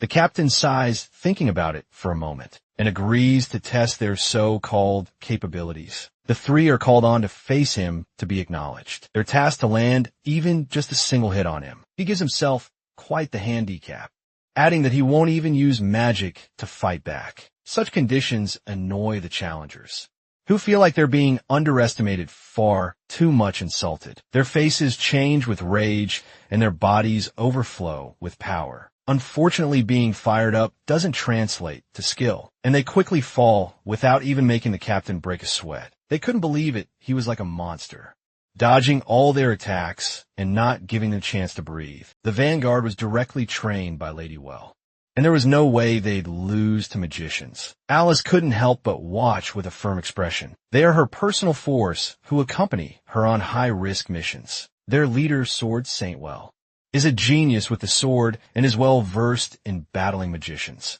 In the end, it seems there is no way for them to win against such people. Turning away, the man says he can't entrust the protection of the hero to such powerless humans. Wondering how long until the ceremony, Blake is told that there are 3 weeks left. He then asks if they can earn their recognition. If everyone gets stronger by then, the proposal is accepted, and another examination is scheduled 3 days before this. With that said and set, he turns to his younger squad members and asks what they're going to do, filled with determination. They take the chance and refuse to give up without another try. Alice and EDA cheer for them with bright smiles, giving the three even more hope and resolve. Meanwhile, the captain decides to watch closely, intrigued by what can be achieved in such a short period. Ready to give it their all, they vow to complete any training that may come their way. It seems they spoke far too soon, as they're brought deep into the mecha forest. Their ferocious and armed lizard men chase after them, forcing the trio to run for their lives. The young trainees scream while running away. Blake ignores their cries and tells them to do their best. He tells them that fleeing all the time won't get them anywhere. This seems to work as spin turns. Having had enough of being cowardly, he blasts the enemies with a powerful torrent of flames, but the targets withstand the heat and jump at him instead. One attacks, destroying the spot the boy barely managed to jump away from, with glowing and beady eyes. The lizard monster glared at him challengingly, as their attacks seem completely ineffective. They feel like they've run out of options. Unfortunately, they have to figure something out on their own. Otherwise, there's no point, even if he says that it isn't an easy feat. More so when there's a high-level monster attacking constantly. Stan belatedly reacts, but the enemy is blocked by a sturdy barrier before it reaches the boy. As expected, Blake is there to protect them when things get too tough. So all they have to do now is fight and learn, without worrying too much. They rack their brains, trying to think of a way to win against the monsters. Clara thinks back to the old man's words before they began. The barrier mage outright admitted that he can't train their magic. He can only teach barrier techniques, and it just knows a bit of basic training. Asked for advice, he says they simply have to use the cards, which are already in their hands. Finally understanding what he means, they get a new idea. The trio wrap their bodies with magic aura, strengthening their physical capabilities when the attack comes. This time, the enhancement allows the mages to dodge with ease. They work even better together, countering and covering for their members in perfect unison. The lizard monster screams as its body is cut apart just like that. The squad celebrates as they manage to take the enemy down together. They strengthen each other, and working side by side only multiplies the power they already have. So much more so since they get along well. On the second day, they focus on building their stamina to create a sturdy foundation. Next, they spar with Blake to learn how to read enemy movements and understand their own strengths. filled with training from morning to night. The weeks passed by in a flash. Finally, it's 3 days before the ceremony, and the time to undergo re-examination has come, claiming to be different from before. They promise to win this time around, noting their excessive confidence. The captain wonders if Blake encouraged them too much. That said, there's no value in empty promises, and they'll soon have to face the harsh reality of their weakness. Spain charged and wanted to strike first to claim the victory. A huge burst of flames come, but they're swatted out by the unshaken target. However, it won't be as useless as he thinks, as Therese appears from the fire, using it as cover for a surprise attack. He dodges it without batting an eye, and counters with a swing that the girl is barely able to dodge. This surprises him, thinking it was going to hit for sure, and realizes that they're using their magic to enhance their physical abilities. Recognizing their teamwork, the captain can't help but smile. The match continued for quite some time, and the examinees did all they could to get a single hit in. They end up panting from exhaustion, unable to get one over the skilled opponent. Asked if this is all they have to offer, the trainees decide to resort to a last-ditch effort and put everything they have in one shot. The three move fast and surround him, pushing their hands forward. They charge themselves up with everything they have left and are about to unleash their newly acquired magic. Enormous orbs of concentrated magic power are shot at the captain, and he recognizes them as intermediate-level magic, knowing it'll be dangerous. He does his best to defend and dodge against the explosions. Unfortunately for the examinees, he emerges looking unscathed. The children curse, seeing that he managed to evade their strongest attack. With this, Alice ends the match. They have no choice but to accept defeat, as they no longer have any magic left to fight with. Nonetheless, Blake says they should be proud of what they've achieved in 3 weeks. The captain walked towards them, and to their surprise, said they all passed, they thought they lost, failing to notice that their impressive magic actually broke through his armor.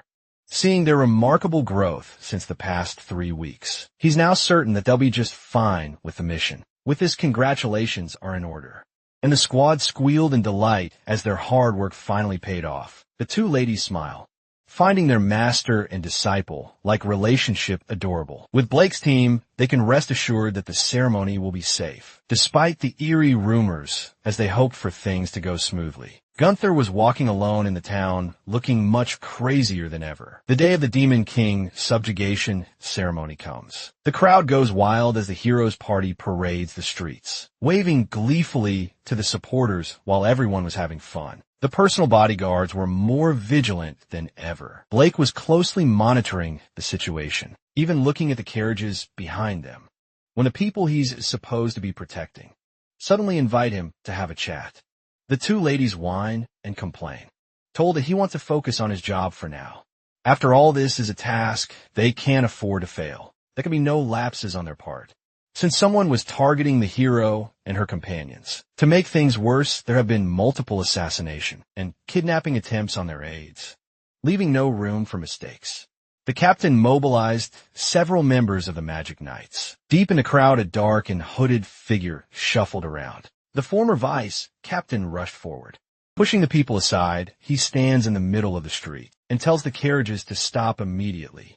Alert the passengers, turn and recognize the rowdy troublemaker. The noble was filled with hatred and glared at them with seething eyes. Soldiers moved in to seize him, intending to show no mercy if he resist. However, he had become completely delusional, claiming Alice as his own and vowing to kill Blake. As soon as a guard tries to capture him, his crazed smile drops, and he turns to set the man ablaze, engulfing him in raging flames. The people gasped in shock, quickly moving to run from the hostile magician. Gunther looked at the burning guard with merciless eyes. At this point, EDA gets out of the carriage to intervene. She uses her water magic to douse and kill the flames, seeing him free from the heat. The three trainees move immediately, with Clara healing the soldier, and the other two charging in for the arrest. They got to the mage first and clung tight, allowing the rest of the guards to follow through. The noble tells the commoners to let go, but is instead pushed face first into the ground, struggling against their clutches. He curses them all since Alice won't be his. He's decided to let it all go and burn everything instead. A hand is free from its restraints, and Gunther pushes it forward to launch a torrent of flames at the hero. She watched silently, not even batting an eye at the magic. Blake steps between them and completely neutralizes the fire with his barrier. With this, the supposed country bumpkin foils the noble's evil plans. Once more they approach the assailant with sorry but stern expressions, ready to fight if needed. Alice asks why he's going to such lengths to cause trouble, but Gunther doesn't answer, instead telling her to come back to him and leave the barrier. Mage with a maniacal smile. He invites her to talk about love, just like when they confess their feelings. To his surprise, she blankly asks what he's talking about, as they've hardly ever spoken to each other. Picked up and dragged away. The delusional man screams about their love for each other and goes on about how she should go back to those days. EDA finds him pitiful, unable to even distinguish reality from fantasy. Looking at Blake, Alice realizes that there might be a misunderstanding and urgently says that she's never dated anyone and doesn't even have the time for that. On the other hand, the witch sees the crowd looking at them with a troubled expression and brings the situation to the hero's attention. They handle it right away, telling them to relax as the attacker has been arrested already. With everything settled, the civilians cheer for the hero and her escorts. Just like that, the parade continued as if nothing happened. Assigning guards seemed to be the right decision, as Blake's presence alone puts them at ease. He smiles humbly as usual, saying he just put a barrier up to protect them while they casually spoke. But the barrier mage believes they are full of potential and that the children just haven't realized it yet. Later on, the hero and her companions finally reach the banquet, which was filled with lavish decorations and attendees. The girls tell Sven not to act so excited, so he argues that he's just enjoying his time, while Blake adds on, saying they're personally invited by the host. They can't help but stand out, given the difference in their demeanor and clothing. Just then, their sheepishness is cut through by a familiar voice, asking if they're having a good time. They all fall in awe, stunned, speechless as they see Alice and EDA in refined and glamorous outfits. The attendees' jaws drop upon seeing the guests of honor finally arrive, stunning everyone with their lovely appearances. Blake compliments them, saying the two look wonderful together. The two young women blushed from his words. Meanwhile, Lance suddenly joined the group, praising his friend for the job well done. The barrier mage passes the success to his members, reasoning that they did more work than him. Sven accepts it without hesitation and says it can't be helped, prompting Clara to criticize how fast things go to his head. Blake adds that she did a wonderful job, just like everyone else. She's stunned at first, but quickly turns away, unable to handle all the praise. The two ladies then question when he got so close with Lance, as it's an unusual pairing in itself. Sharing an understanding look, the men let them figure it out for themselves. With this, the small group laughed and chattered away, enjoying the party that was meant for them. However, other guests began to question who the shabby-looking people were, with arrogant and patronizing expressions. They deemed the escorts out of place. Blake senses this and can't help but feel uncomfortable. He moves on to ask about the missing people. While in Mina, the sword saint isn't participating. While Mina wandered off to avoid the men hitting on her, he had been wanting to meet them. But it seems it will have to happen at a later time. As the musicians played their instruments, people began dancing in pairs. To Blake's surprise, Alice took his hand with a smile, inviting the old man to have a dance. He's pulled to the floor, feeling bashful as he has never danced in his life, surrounded by gentle music. The world slowed as she took his hands, charmingly instructing him to trust and follow her lead, despite his hesitation. The young woman does a wonderful job guiding his movements. His worried expression soon fades away, replaced with smiles that are shared by the dancers. While Sven and Therese fawned over the magnificent sight, EDA and Clara had jealousy obviously written on their faces. Blake attends to the little girl first, extending his hand and inviting her to join him on the dance floor. A huge grin spreads across her face, and the two create a beautiful picture, resembling a father and daughter. Watching them prance around, Lance can't help but let out a subtle smile. He's just as surprised as she is, noting that he's changed after meeting Blake. The sentiment is shared by many, with the hero believing he's much more special than he realizes. Everyone is influenced by the old man. For better or worse, the odd wording makes him remember Gunther, wondering what's going to happen to him. The young lady is told that he'll probably be beheaded. He was currently locked away in prison, trapped in a cage with his unnerving thoughts. The man was caught up in his obsession, and she's done nothing to be blamed for. Alice gives him a polite smile, accepting his reassurance. A few days later, the hero and her escorts gathered by the yard. The ceremony just ended, but the ladies were being sent away on an expedition to another country. She rounds it down to a bunch of formalities, as they have to report about the Demon King's defeat. That said, it's also a chance for the kingdom to establish their power. For now, Alice asks them to handle things in the capital, in case something happens while they're gone. As Blake promises to do so, EDA runs up to him, pulling his face closer. She whispers and asks to depend on him again once they return. It's loud enough to earn a bunch of mixed reactions. But with this, the two ladies are off to attend to their responsibilities. They wave each other goodbye. Wishing them a safe trip, the hero's party is gone, and for the first time in a long while, completely left the capital. They hope nothing serious happens. But Gunther was smiling in his cell, prepared to crush this wish as soon as possible. 1 week after the hero party's departure, life was going on as it usually did. Time passed without any incidents, and Gunther was stuck in his cell alone, withering away in the cold, but still filled with hatred nonetheless. At some point several weeks later, the trainees were going about their daily drills. The session ends with them sweating and panting in exhaustion. Having spent this entire period training, they start to seek missions out, tired from the constant practicing. The girls say they'd rather be in a peaceful time like this, but Sven insists on working with real excitement, as they've grown much stronger. Just as he says this, Blake suddenly tenses up, thinking he's mad at what he said. He apologizes for getting carried away. Something worse on the barrier mage's mind. Soldiers charged into the grounds in a rush, urgently announcing that a massive wave of miasma was approaching. The trainees are thrown into confusion, while Blake and Lance immediately respond to the problem. Everyone flies up to the sky to survey the situation, and is shocked by what they see. Miasma was spreading as reported, but the amount and gravity were worse than expected, overflowing from outside the capital walls. The thick and dense gas gradually sank to the general area. The civilians ran away in fear, knowing they'd be done for if it touched them. A mother and child were falling behind, and the child tripped while rushing away.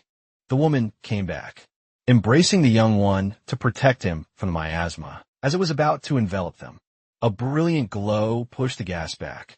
They were encased and protected by a familiar barrier. From that point, the blue light shot high up and expanded into a dome-like structure, pushing the miasma back from the entire capital. The little corruption left inside was quickly purified, taking Lance by surprise. Blake casually explains that he put a barrier around the entire perimeter. They should be safe for now.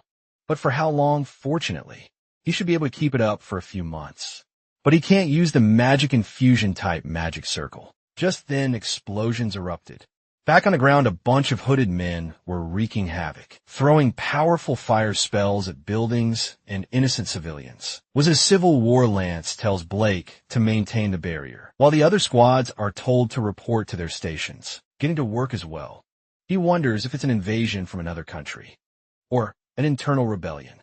The rookie squad ran fast despite not knowing what was happening. A poor woman screamed as a magician aimed his spell at her. Fortunately, the 1st Division captain arrived and cut him down in time. He calls to his men, telling them to prioritize the rescue of the innocents. It was time for a counterattack, and the royal magicians were doing a pretty good job at pushing back. Evacuations are being carried out in a rush, and the rebels have gathered to attack the preoccupied mages. Sven and Therese manage to dodge a few deadly spells, and continue to do so as the enemy subject them to a barrage of fire. They've trained far too hard to be hit by such straightforward attacks. Clara works from the sidelines and enhances their abilities. With this, the two fighters are free to unleash their empowered magic on the enemies, quickly overpowering them. The squad smiled in delight, noting how weak they are compared to Blake's training. The sentiment reminds them of the old man's harsh training for a moment, but there's no time to reminisce,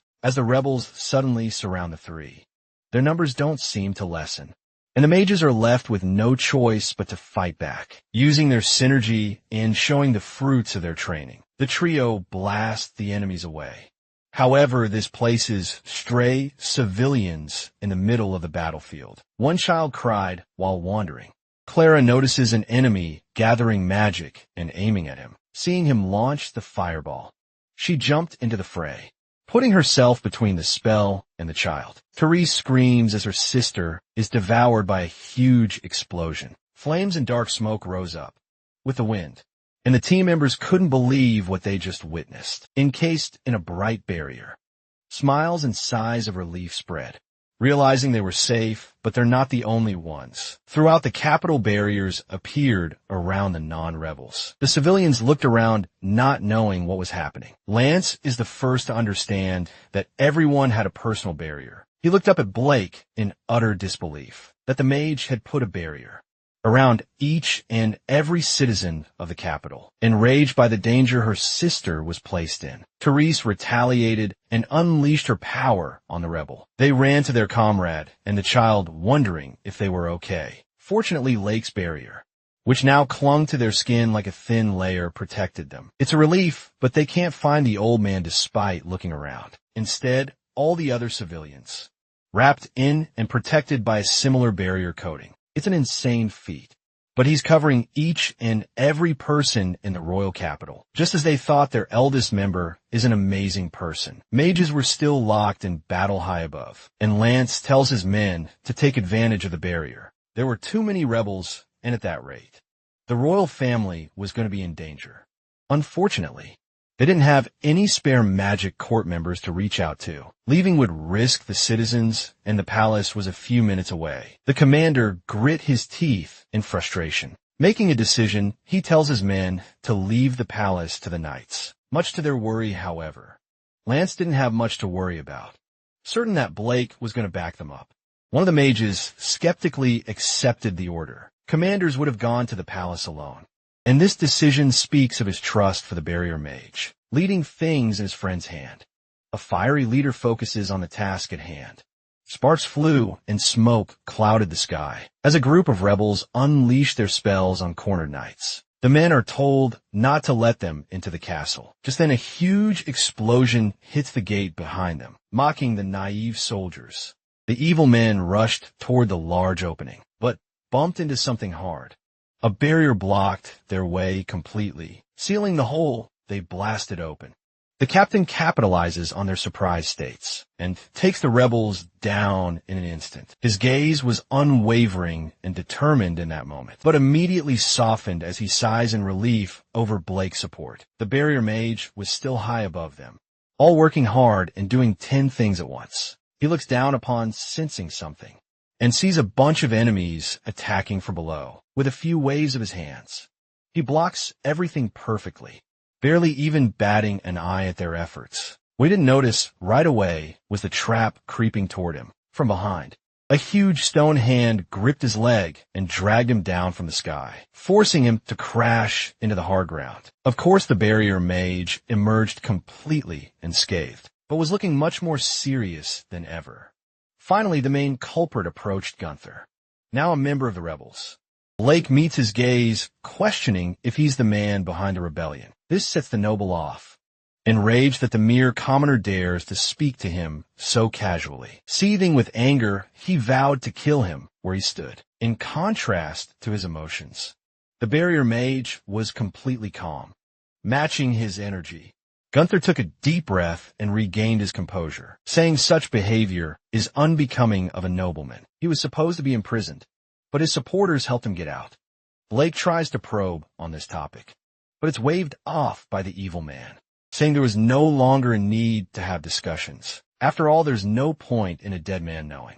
The mage asks why he's going to such lengths to torment him. The question just angers him even more, prompting the former vice captain to curse and blame him for everything that happened.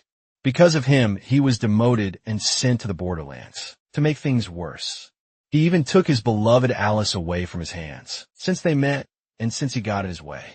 Gunther's life has plummeted into the depths of misery. He ignores the enemy's stunned expression, arguing that he wouldn't be in this situation if he had LED seriously. Besides, the hero already told everyone that they weren't even acquaintances, much less lovers.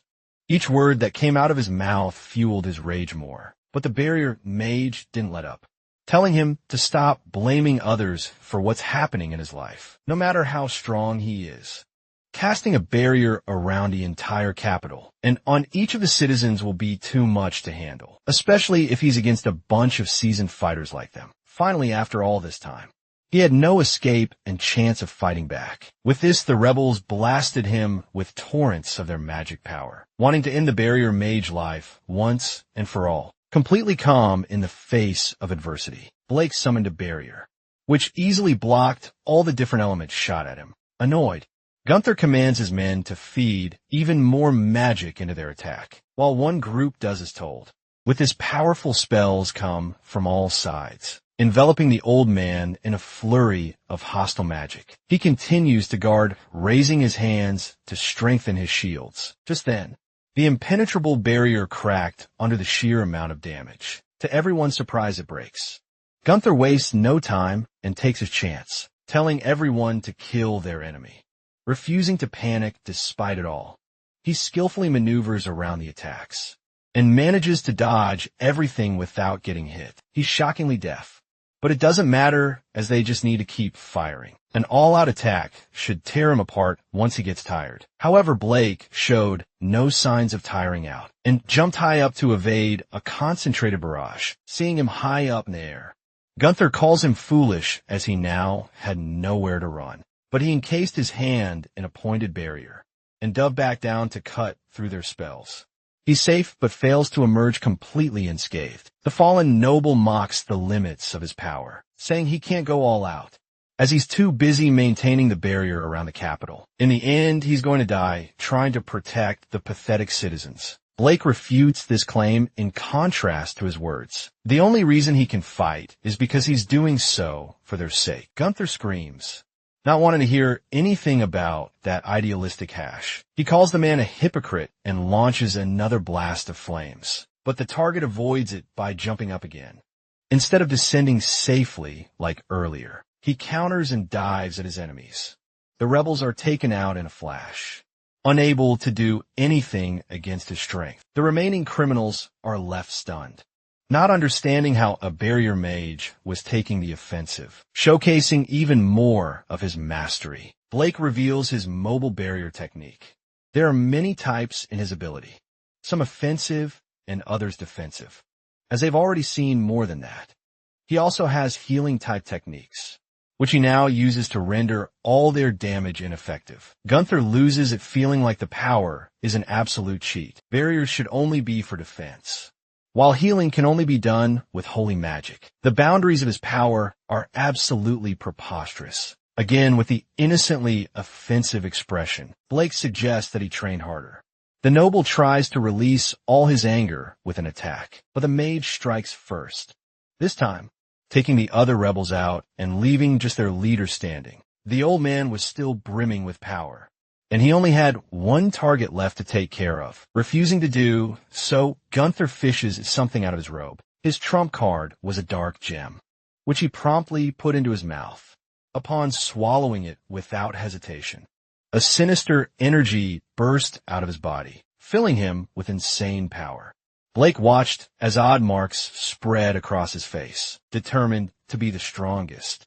Gunther let go of all his humanity and allowed himself to be consumed. He was planning to use it against Alice, as even a hero would bow down to unparalleled power. The barrier mage says he won't let him, telling him not to act like he's her guardian. The fallen noble gathered his magic into a dense ball and launched it at the wretched old man.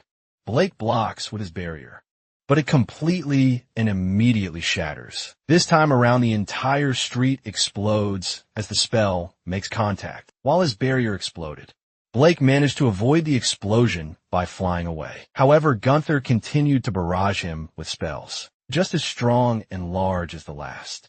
Detonating in the air, the old man rode past everything, gathering even more magic into a single attack. The rebel intended to end things once and for all. It hits and wrecks the entire street.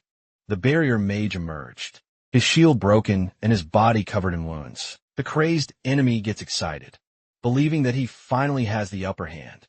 He summons another huge ball of magic. I was so blinded with power that he failed to notice the spells behind him.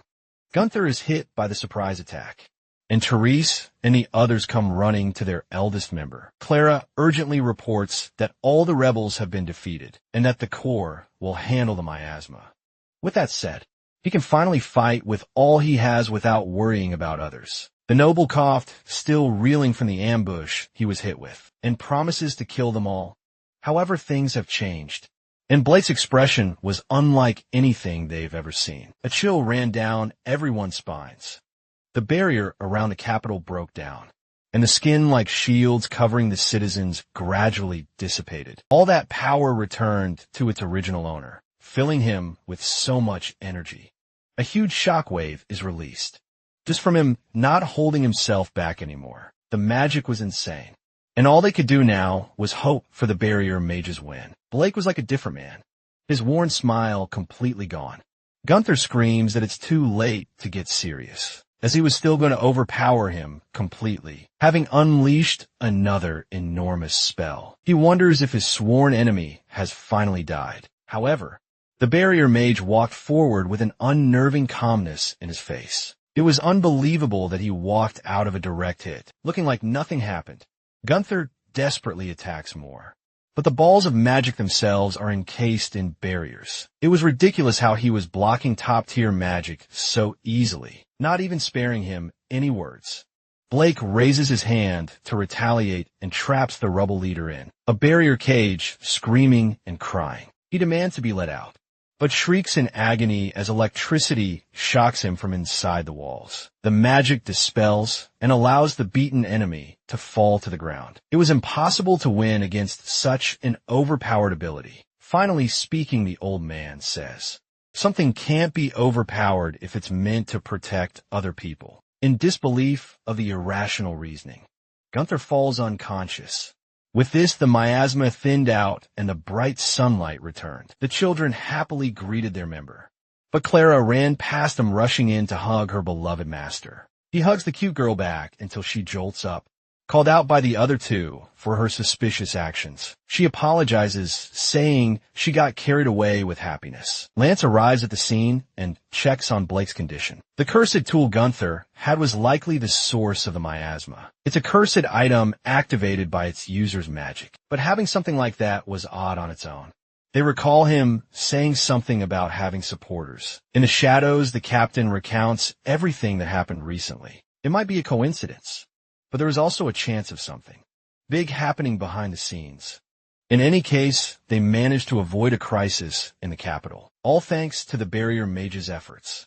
The two men shook hands, sharing respect for one another. A few weeks later, Blake has an audience with the king, who acknowledges his contributions in the recent incident. As such, he's appointed as the royal court barrier mage. The first of his kind was a completely new position, but his accomplishments prevent people from denying his merit. With all that said, everyone claps in celebration and recognition. Things are going too well, and he had no idea how things reached that point. He never expected to receive such a title, but there he was now being ushered by a royal attendant. LED to a large opening, he wonders where they were headed, saying it's obvious. Alice brings him out to meet all the waiting citizens, revealing that it's his public debut.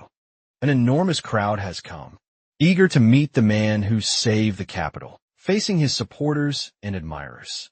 Blake was told to wave in greeting. As he does as told, he's met with a flurry of cheers, praising his power and thanking him for protecting them, which came with his brand new title. Everyone celebrated him, saying it was all well-deserved, but he can't help but have doubts. He makes a personal note to be a bit more confident. After spending years disregarding his own skill, for now he wonders what you should do moving forward. Barrier magic has always been looked down on, and he can bet that his peers must have felt frustrated. With that said, he sets out to spread the belief that barriers are strong and meant to protect others. If he manages to gather more barrier mages and train them, people will finally recognize their worth. As soon as that happens, they'll be able to protect even more lives in the world, such as the story of a middle-aged barrier mage, once called useless but now fated to change the world. Meanwhile, a dark mark glowed and pulsed on Alice's chest.